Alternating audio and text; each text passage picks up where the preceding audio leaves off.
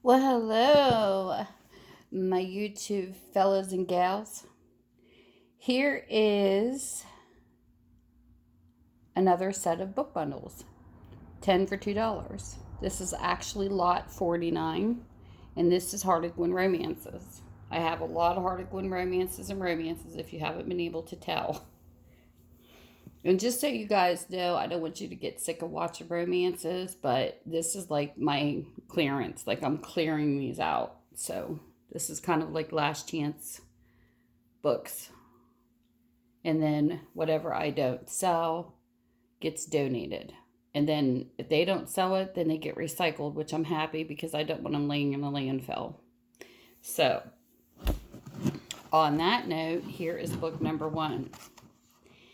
This is Promise at Midnight by Lilian Peake. This is Harlequin Romance 2404, and the copyright is 1980.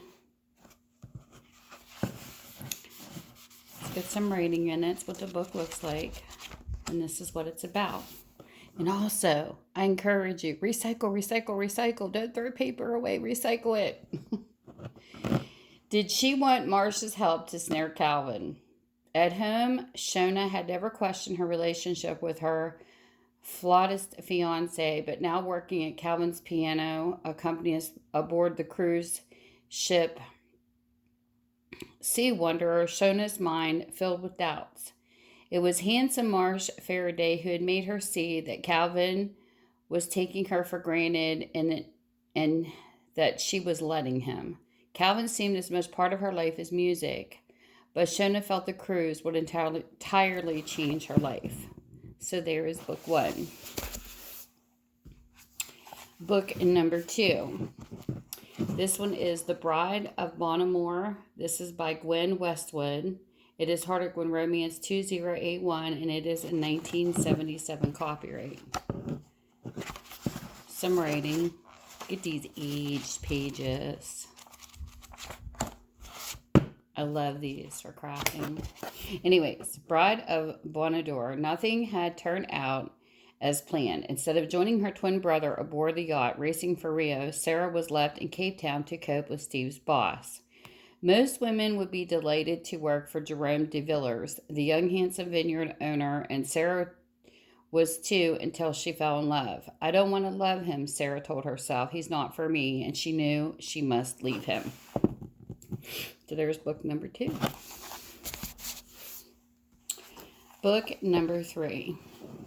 This is called Summer Rainfall by Kerry, Allyne. This is Harlequin Romance 2019. This is a 1976 copy.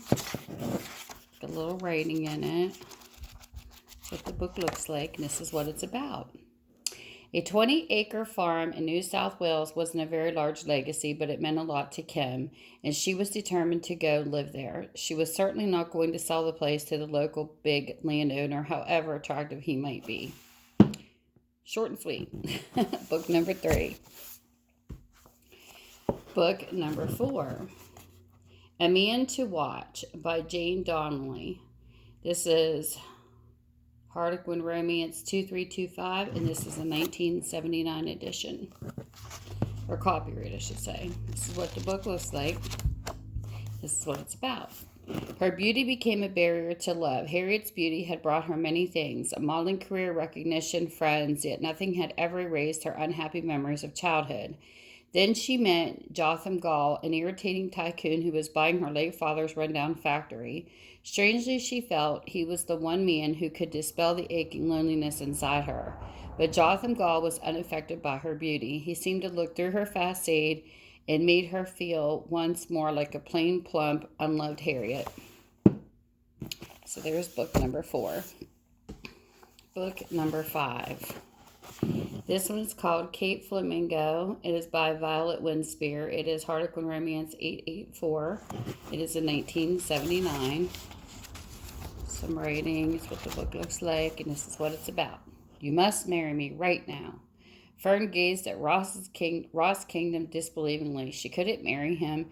just because a few people mistakenly thought they'd spend the night together. Marriage was sacred, not meant to be a cover-up for a scandal. But then Ross was a well-known journalist. His sister was a movie star. Anything that happened to his family made news. The kind of news that could ruin Fern's reputation forever. All right, Fern said quietly, I'll marry you. Boy, wasn't that the mean thing? Book number 6. One More River to Cross by Cassie Summers. This is Harlequin Romance 2322, and this is in 1979. It's got some writing there. That's what the book looks like. This is what it's about. Rebecca had landed herself in a jam. It had been her own impulsive decision to help her look alike cousin Becky by taking her place at Craigiver. Becky had promptly vanished. Then the river had flooded, cutting off access to the remote sheep station, so Rebecca was forced to continue the deception. To make matters worse, Rebecca had fallen in love with the Rockfordice, the autocratic owner of Craigiver. But what use was that when he thought she was Becky and engaged to his cousin Lennox? Sounds like a triangle to me. Okay, and then we have book number 7. With This Ring by Mary Wibberly. This is a Harlequin Romance 2316, and it is a 1979 copyright. The book looks like what it's about. She rejoiced in her newfound freedom. It was Sienna's first chance since the accident to prove that she could cope with her aunt and uncle were away. The encounter with a stranger on the beach, however, soon spoiled Sienna's pleasure. Then strange things began to happen. Who was this stranger, Matthew Craven? Sienna found him both frightening and attractive. She wished desperately that he would leave her alone, but Matthew was adamant. He was there to help her whether she wanted him to or not. So there's book 7. Book number 8. Never Go Back by Margaret Pargeter. Harlequin Romance 2112 and copyright 1977. This is what the book looks like. It's got some writing. This is what it's about.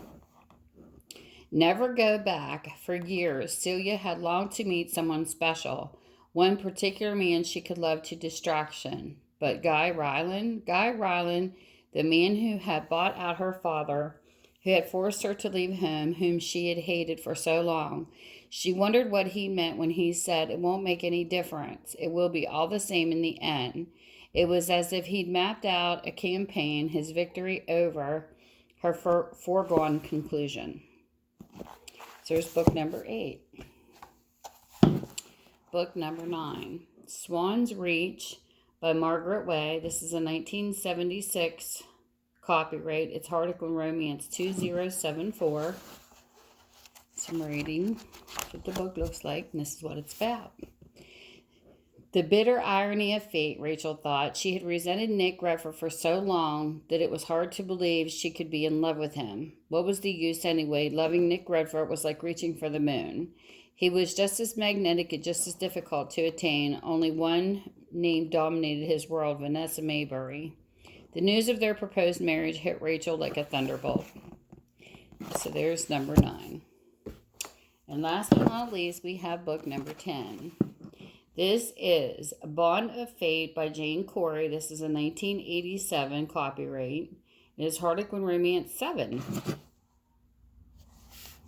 Number 7. There's some writing. That's what the book looks like. This is what it's about. I need a wife, Julian Cridell stated. It's not quite what Melanie had in mind when she applied for the position. As a newly graduated teacher without a job or a home, the advertisement for a companion to a teenage girl had seemed made for her. Julian's proposal was strictly a business arrangement with a limited time frame, so she agreed, and it might have worked out all right except for one thing. Melanie had not even considered the possibility that she would foolishly fall in love with the man she called a husband. Sounds cute. Book number 10. So if you're interested in these, you just email me at tammysmakeuptreats@gmail.com. and you tell me lot 49. Or you can message me through Minda's Bookstore and more on Facebook. And with that, I hope you all have a lovely evening, or whatever time it is in your time zone. Bye.